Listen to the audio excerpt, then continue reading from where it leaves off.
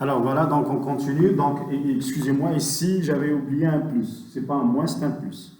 Donc P', l'équation différentielle, j'ai vérifié, c'est P' plus P égale à 0. D'accord? Donc le moins ici, on va avoir un moins 1. D'accord? Parce que P' va égal à moins P. P' sur P égale à moins 1. ln, ça va être moins T plus C. P de T égale à lambda exponentielle moins T. Donc ça c'est la solution homogène. On va l'appeler P0. Il va nous suffire à chercher maintenant une solution particulière. On va l'appeler PE. P'(E) plus PE égale à 1 sur exponentielle T plus 1. Donc on continue le travail. Donc la solution particulière, on va la chercher comment? Solution particulière, on va la chercher sous forme de quoi? On va faire la variation de la constante. Et E de T égale à quoi? Égale à lambda de T exponentielle T. Donc on va faire varier la constante lambda. C'est bon? Donc on va reprendre ça dans l'équation, dans notre équation 1. Donc 1 est équivalent. On va reprendre notre équation dans l'équation 1. On remplace. Alors ça c'est voilà, moins T ici. Donc on va avoir lambda prime exponentielle moins T. Voilà. Plus, donc je dérive, donc ça va être à donner 1 moins lambda exponentielle moins T plus exponentielle lambda exponentielle moins T, et là, plus la fonction PE, qui est égale à 1 sur exponentielle T plus 1. D'accord? Hein? Bien. Alors, il y a des simplifications qui vont se faire. Celle-là va simplifier avec celle-là. Comme je dis toujours, il y a toujours la simplification qui va se faire ici. Donc, enfin, on va voir lambda prime exponentielle moins T, qui est égal à 1 sur exponentielle T plus 1. C'est bon? Et, bien entendu, on va voir lambda de T égale à exponentielle T sur exponentielle T plus 1. D'accord? Alors, ça veut dire qu'on va l'intégrale de dt. D'accord? On intègre. Parce que je fais ramener exponentielle moins T de l'autre côté. Donc, on intègre. Bien sûr. Et l'intégrale de ça, si vous voulez, ça va donner équivalent que lambda de t. Ça, c'est comme vous dites E' sur U. Donc, ça va donner ln de exponentielle t plus 1. D'accord? Plus une constante, bien sûr. Puisqu'on cherche juste une seule solution particulière, on prend la constante égale 0. D'accord? Donc, enfin, on peut dire que la solution particulière PE de T, à quoi c'est égal, la solution particulière, donc c'est ln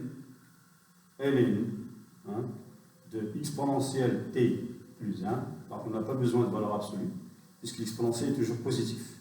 Exponentielle T plus 1 fois l'exponentielle moins T. Et si on veut une solution générale de la fonction, donc une solution générale, on va la mettre ici, solution générale, je vais la mettre en bas, donc ça va être P de T égale à quoi? À ln de exponentielle T plus 1 fois exponentielle moins T, plus la solution homogène qui est lambda exponentielle moins T. Donc j'ai trouvé le poids en fonction de temps. Mais il nous demande ici, il nous dit qu'à l'instant T égale à 0, hein, le poids égale à 250, le poids égale à l'instant T égale à 0. C'est ça maintenant qu'on va commencer à résoudre notre problème. Il nous dit qu'à l'instant T égale à 0, le poids est égal à quoi? Est égal à 250 kg. Hein? Alors, à l'instant, donc c'est là qu'on va utiliser les conditions initiales. À l'instant T égale à 0, le poids P0 égale à 250 kg. Donc, qu'est-ce qu'on va faire? On va remplacer T par 0 ici. On va voir quoi? On va voir 250 kg est égal à ln de exponentielle T. Donc, ça va donner ln de E plus 1. Voilà. Fois exponentielle moins 0, c'est 1. Donc, plus lambda. Donc, je peux dire que lambda est égal à 250 kg moins ln de E plus 1. Voilà. je peux encadrer lambda. D'accord? Donc, comme ça, ainsi la solution devient, donc le poids le poids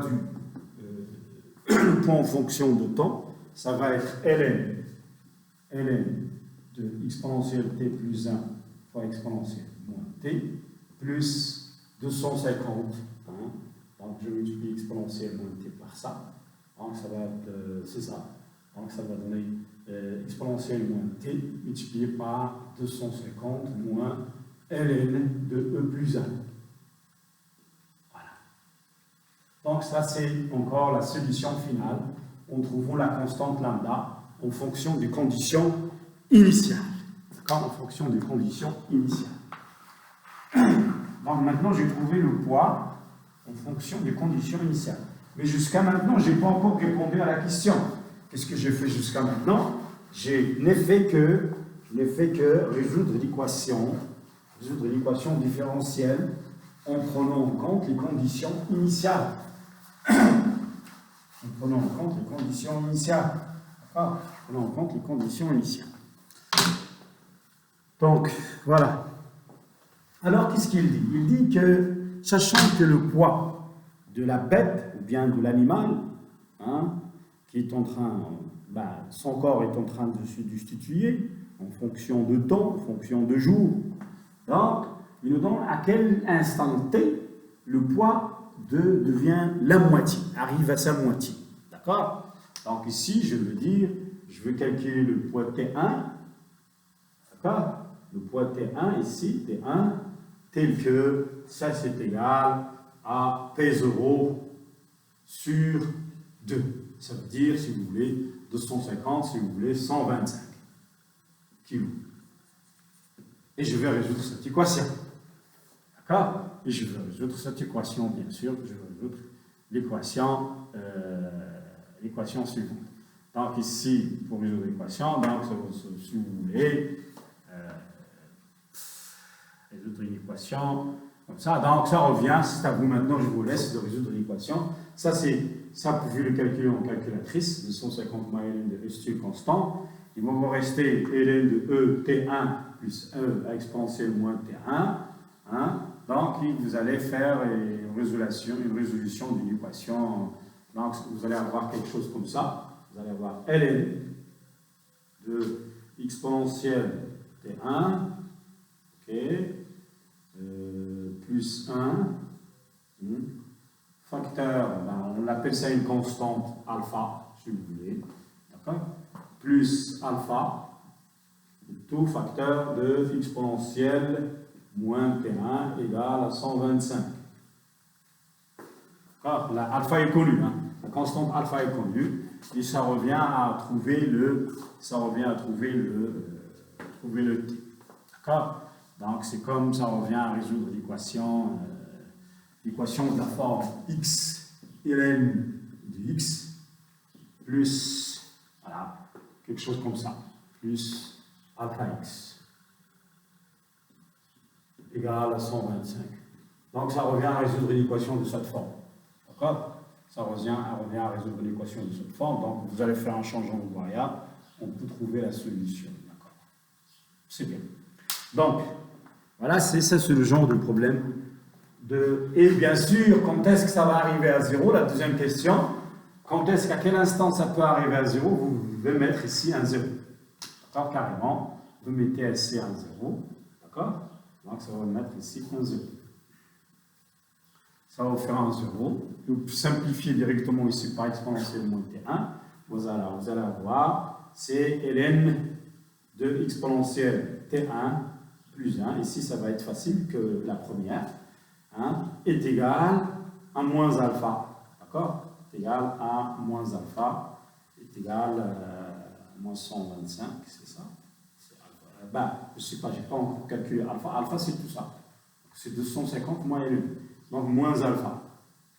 Et vous allez trouver que directement, puisque ça c'est entre parenthèses, vous faites rentrer l'exponentielle sur ça. Vous allez voir exponentielle T1 plus 1 égale à quoi? Égale à exponentielle moins alpha. Et vous allez avoir exponentielle, ça c'est équivalent à dire que exponentielle T1 égale à exponentielle moins alpha moins 1. Je fais moins 1 de l'autre côté. Le T, ben, je l'appelle le T final celui-là. Donc le T à l'instant, pour que le poids devienne 0, c'est effectivement ln de exponentielle moins alpha moins 1. Voilà. C'est l'instant, ça c'est l'instant auquel le corps, le poids devient égal à 0, ça veut dire que le corps va se destituer, va se désintégrer totalement. Donc ça c'est un type d'équation différentielle que j'ai essayé de modéliser sous forme d'un problème biologique, d'un problème de désintégration.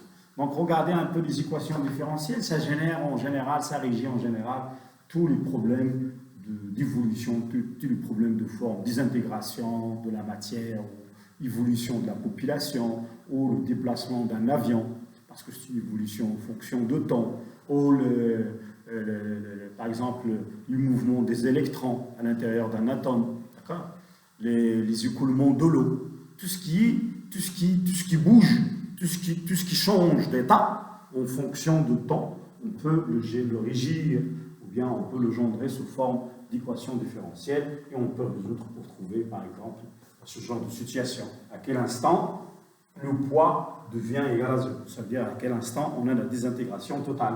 À quel instant on a la moitié de la désintégration.